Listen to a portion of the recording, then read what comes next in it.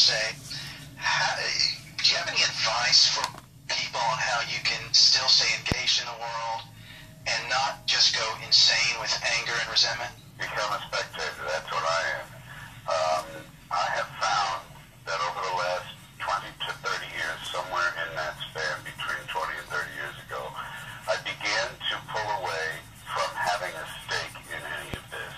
I don't really have an emotional stake in the outcome anymore in terms of my caring. I don't really give a fuck when you get right down to it. I don't care what happens to my species, because I think this species has squandered great gifts, namely and especially the gift of this mind we have, the brain/mind, which is able to distinguish between subject and object as a starter, and able to do a lot of abstract things that should have led us better places. And the opposable thumb and walking erect and that whole package, we should certainly have done better than to embrace superstitious religious belief that rules us and leads us, and the pursuit of goods and profit and territory and power. That's what we turned into. And I think the same is true of this culture. I have also found myself pulling away from this culture and not caring about the outcome, because I think the same thing is true. This culture, the country, the American country, was given great gifts. It developed great gifts on its own at the beginning, and I think we squandered these ideals, these noble purposes and ideals that we began with. And we went off the track because of prosperity, primarily. We were always infected with the religious thing. That was always there underneath everything. But prosperity led to greed and possessiveness and wanting to own things and have them for their own sake. And now the American people politically have been bought off, have been completely silenced and bought off by gizmos and toys. And that's a line from the current show. And it's just a shame. So I pulled away emotionally, and I said, you know what, fuck them. Let them do what they want to do. I'm going to enjoy this shit as a spectator. And I look at it as a show. It's a big circus. It's a big parade, whatever metaphor you want to use. I think of it as the freak show. I like to say this. When you're born in this world, you're given a ticket to the freak show. When you're born in America, you're given a front row seat.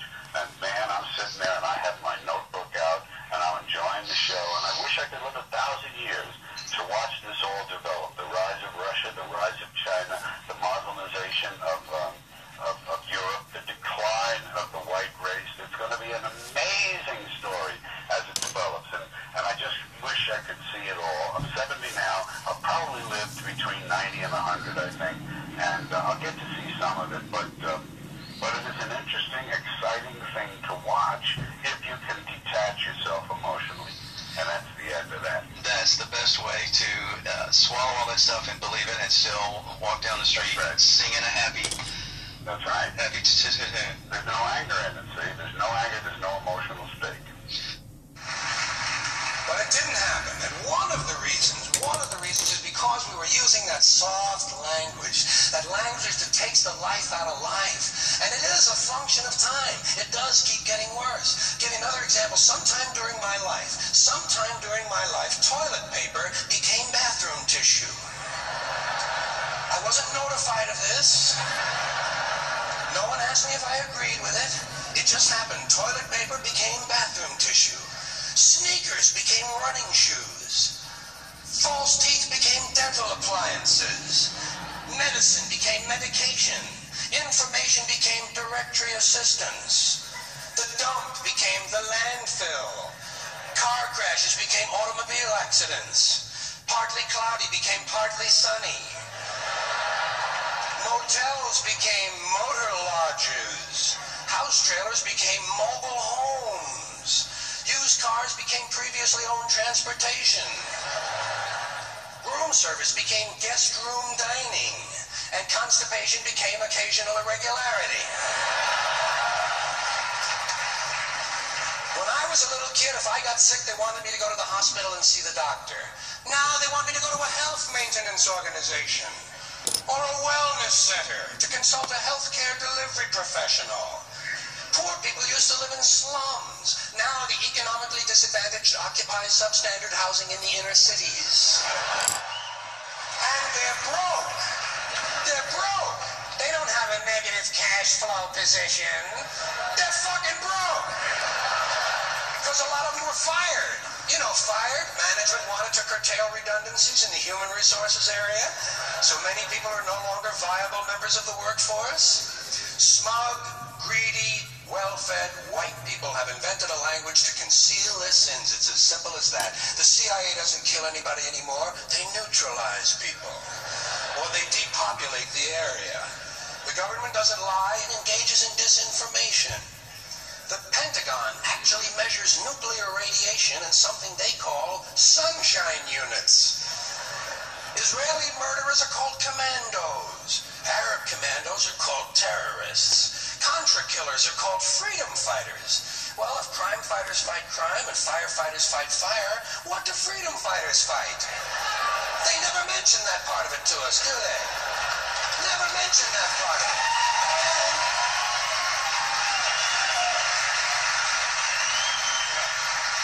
And some of this stuff is just silly. We all know that. Like on the airlines, they say they want a pre-board. Oh, what the hell is pre-board? What does that mean? To get on before you get on? They say they're going to pre-board those passengers in need of special assistance. Cripples! Simple, honest, direct language. There's no shame attached to the word cripple that I can find in any dictionary. No shame attached to it. In fact, it's a word used in Bible translations. Jesus healed the cripples. Doesn't take 7 words to describe that condition. But we don't have any cripples in this country anymore. We have the physically challenged. Is that a grotesque enough evasion for you? How about differently abled? I've heard them call that differently abled. You can't even call these people handicapped anymore. They'll say, we're not handicapped, we're handy-capable. These poor people have been bullshitted by the system into believing that if you change the name of the condition, somehow you'll change the condition. Well, hey, doesn't happen. Doesn't happen.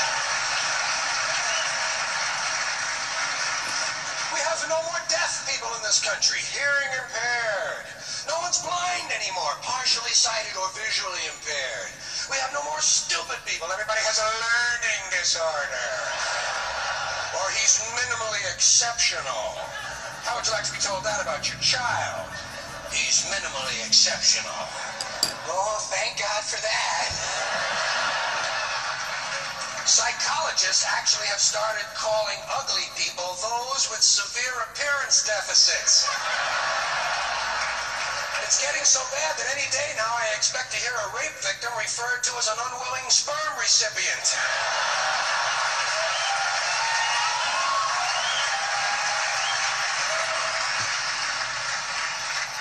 And we have no more old people in this country. No more old people. We shipped them all away, and we brought in these senior citizens.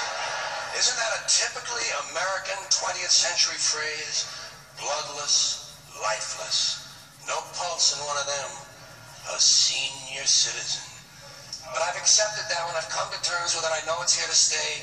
We'll never get rid of it. That's what they're going to be called, so I'll relax on that. But the one I do resist, the one I keep resisting, is when they look at an old guy and they'll say, look at him, Dan, he's 90 years young. Imagine the fear of aging that reveals. To not even be able to use the word old to describe someone, to have to use an antonym. That fear of aging is natural, it's universal, isn't it? We all have that. No one wants to get old, no one wants to die, but we do. So we bullshit ourselves. I started bullshitting myself when I got to my 40s. As soon as I was in my 40s, I'd look in the mirror and I'd say, well, I guess I'm getting older. Older sounds a little better than old, doesn't it? Sounds like it might even last a little longer. Bullshit, I'm getting old. And it's okay, because thanks to our fear of death in this country, I won't have to die. I'll pass away.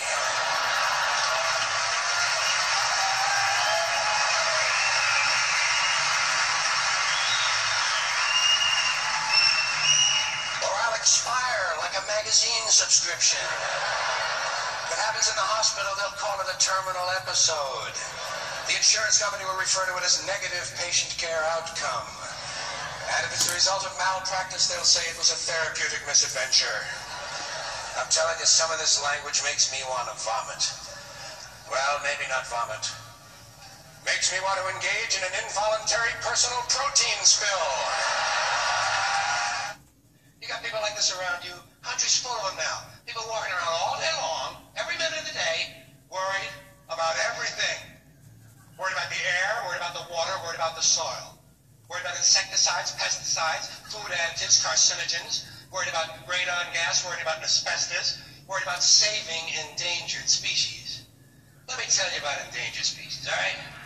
Saving endangered species is just one more arrogant attempt by humans to control nature. It's arrogant meddling. It's what got us in trouble in the first place. Doesn't anybody understand that? Interfering with nature. Over 90%, way over 90% of all the species that have ever lived on this planet, are gone. They're extinct. We didn't kill them all. They just disappeared.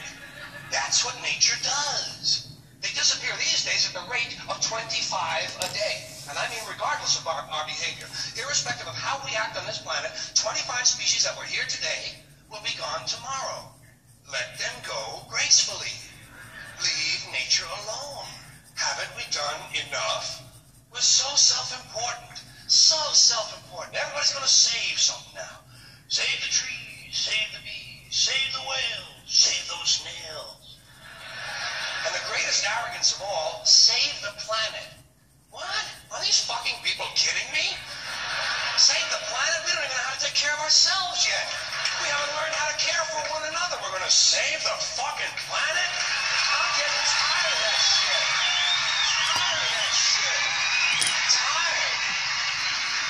I'm tired of fucking Earth Day. I'm tired of these self-righteous environmentalists, these white bourgeois liberals who think the only thing wrong with this country is there aren't enough bicycle paths. People trying to make the world safe for their Volvos. Besides, environmentalists don't give a shit about the planet. They don't care about the planet. Not in the abstract, they don't. Not in the abstract, they don't. You know what they're interested in? A clean place to live. Their own habitat. They're worried that someday in the future they might be personally inconvenienced. Narrow, unenlightened self-interest doesn't impress me. Besides, there is nothing wrong with the planet. Nothing wrong with the planet. The planet is fine. The people are fucked. Difference. The planet is fine. Compared to the people, the planet is doing great. It's been here 4.5 billion years. Do you ever think about the arithmetic? Planet has been here 4.5 billion years. We've been here, what, 100,000? Maybe 200,000?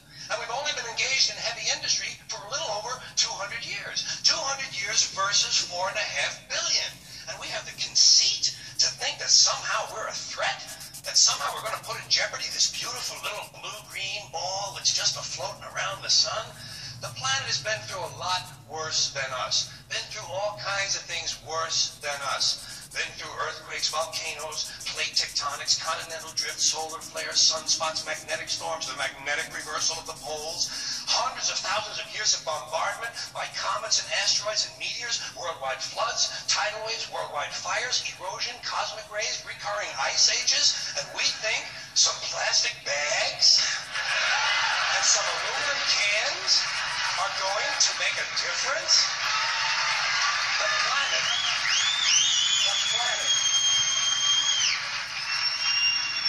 The planet isn't going anywhere. We are. We're going away. Pack your shit, folks. We're going away. And we won't leave much of a trace either. Thank God for that. Maybe a little styrofoam. Maybe. Little styrofoam. Planet will be here and we'll be long gone. Just another failed mutation. Just another closed-end biological mistake. An evolutionary cul-de-sac. The planet will shake us off like a bad case of fleas. A surface nuisance. You want to know how the planet's doing? Ask those people at Pompeii who are frozen into position from volcanic ash how the planet's doing. Want to know if the planet's all right? Ask those people in Mexico City or Armenia or 100 other places buried under thousands of tons of earthquake rubble if they feel like a threat to the planet this week. How about those people in Kilauea, Hawaii, who build their homes right next to an active volcano and then wonder why they have lava in the living room? The planet will be here for a long, long, long time after we're gone, and it will heal itself, it will cleanse itself, because that's what it does. It's a self-correcting system. The air and the water will recover, the earth will be renewed, and if it's true that plastic is not degradable, well, the planet will simply incorporate plastic into a new paradigm, the earth plus plastic. But the earth doesn't share our prejudice towards plastic. Plastic came out of the earth. The earth probably sees plastic as just another one of its children. Could be the only reason the earth allowed us to be spawned from it in the first place. It wanted plastic for itself. Didn't know how to make it. Needed us. Could be the answer to our age-old philosophical question, why are we here? Plastic. Assholes. Comedians never get old. They don't. Right. They get old, but they live to be 150. George Carlin, the great George Carlin, just turned 70. And to celebrate his 50 years in show business, he's just released a DVD collection of all his comedy specials. And it's called George Carlin, All My Stuff. Please welcome comedy legend George Carlin.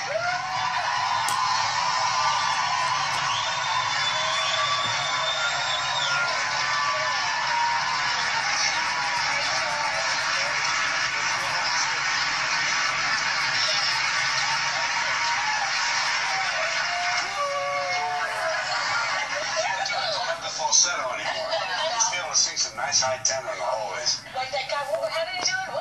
He went, whoa! You get the falsetto. That's all right. So, George, before we talk about how old you're getting, how does it feel to be 70 in the business? Does it feel any different? No, it really doesn't. It doesn't. No. No. You know that time has passed, and you know you're getting better at what you do. You're supposed to. Anything you do, you better get better at it. Yeah, You better stop doing it. That's right. And so, you know what George Burns said? He said there are 5 stages of life: childhood, adulthood, middle age, old age, and you look great. And that's where I'm at now. The people they say, hey, you look great. You know, you say, okay. Which is so funny. I mean, funny never goes away unless you get a dementia or something. No, right. Maybe even funnier. That's right. The thing is, it's not just the funny, but the ideas get richer. The writing. I found out at one point, I used to always, when I was a beginning comic, the first 20 years probably, I referred to myself as a comedian who wrote his own material, because I was proud of that. A lot of comedians didn't. Comedian who wrote his own material. Then one day I sort of realized, after the fact, a few years, that I'd become a writer who performed his own material.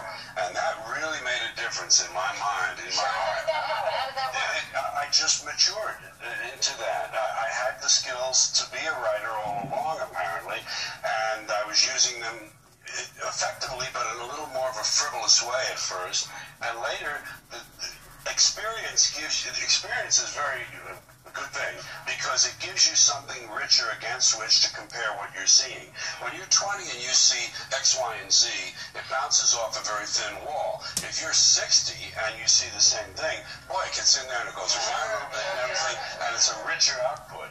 So that's what I gained just from getting older. George, do you think that, you know, you look at comedy now, do you think that you could, if you were starting out today, would there be a place for you? Yeah, I had that question recently, slightly different, same idea. And I thought, gee, you know, if I were starting today, if I were 20, I wouldn't even know if I'd be the same person at 20 that I was then. Not with all of the things that would have happened between, let's say, 5 and 20, the technology, the demands, and the way the parents. Well, my mother would have been one of these professional parents, but I would have been a different person, and it would have been harder to start because I did my career on my own terms, and I don't know how many people get to do that anymore. I think there are too many expectations, there are too many pathways and rules, and true rebels don't seem to be around very much. So what would you say to a 20-year-old then? What would you say? I would say do what you love, do it well, and if people pat you on the back for it, you got it. The secret to happiness is finding something you love and doing it well, and then being recognized for it. Someone, even if it's one person who says you're doing a great job, or if it's applause, but those three things together. And when I first changed the kind of stuff I was doing in the late 60s, I had been a suit and tie comic out of the 50s, and I had short hair and all that, and I realized I was doing the wrong thing for the wrong people, and I let myself change into a freer, more of a, if you can use the word hippie, look and attitude. And I realized that I said to my wife at that time when I changed, I said, even if I only filled coffee houses 3 days a week for the rest of my life, I'd be happy doing that. And when you let go of goals and stuff, I mean the attachment to goals, that's when things come to you. You should have a name point, but not a thing like that. Right. Well, I want to ask you, George, because you have, this to celebrate the 50 years in show business, all of your HBO specials are now in a collection called All My Stuff. And I have, as a stand-up comic, I'm just so excited. I have my favorite routines that you do. What are some of the most memorable routines in here? Well, the time, it was a year or two later that I looked back and I had that realization that I've really become a writer. It was the 1992 show called Jammin' in New York, which was in Madison Square Garden, the theater there, 6,500 people. It was live. It was the first one they did live on HBO. It was my hometown. The place was full, and it was electric. And I had essays. For the first time, I was doing essays rather than bits. These were developed ideas that had a little bit of a serious overtone to them, but were relieved with laughter and irony all along. And after that started to sink in, I looked back and I thought, well, gee, that was a kind of a pivotal point. So there's a thing in there called The Planet is Fine. It's in the Jammin' in New York. The planet is fine. The people are... Because everybody's running around trying to save the planet. The planet doesn't need that. The planet will take care of itself. People are selfish, and that's what they're doing, is trying to save the planet for themselves to have a nicer place to live. They don't care about the planet in theory. They just care about having a comfortable place. And these people with the fires and the floods and everything, they overbuild, they put nature to the test, and they get what's coming to them. That's what I say. Wow, that's a little harsh. That's what's happening. And I can't wait for the sea levels to rise. I can't wait for some of these cities to disappear. I can't swim, George. Places that are going to go where the map is going to change, and that's because the real nature, and people think nature is outside of them. They don't take into them the idea that we're part of it. They say, oh, we're going for a nature walk. We're going to the country because we like nature. Nature's in here. And if you're in tune with it, like the Indians, the Hopis especially, the balance of life, the balance, the harmony of nature, if you understand that, you don't overbuild. You don't do all this moron stuff. There are too many people. What about the polluters? Let's go after that. The polluters.